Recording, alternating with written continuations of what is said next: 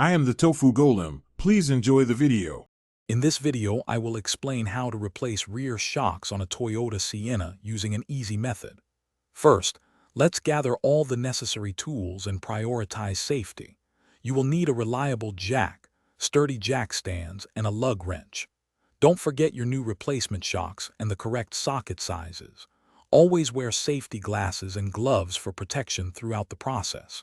Proper preparation makes the job much smoother and safer for everyone involved.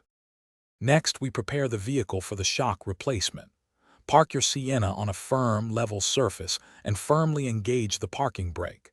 Using your lug wrench, slightly loosen the lug nuts on the rear wheel you will be working on.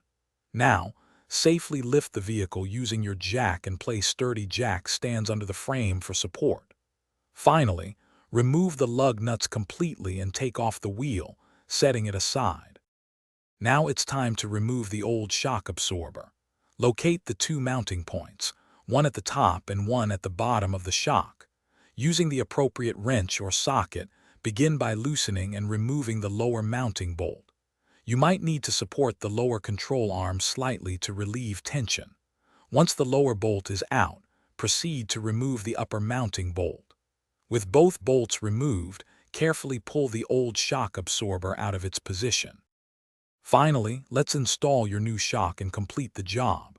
Position the new shock into place, securing the upper mounting bolt first, then the lower one. Make sure both bolts are tightened securely to the manufacturer's recommended specifications. Reinstall the wheel, hand tightening the lug nuts. Carefully lower the vehicle off the jack stands and jack. Once on the ground, use your torque wrench to tighten the lug nuts to the correct specification, typically around 85 to 90 foot-pounds.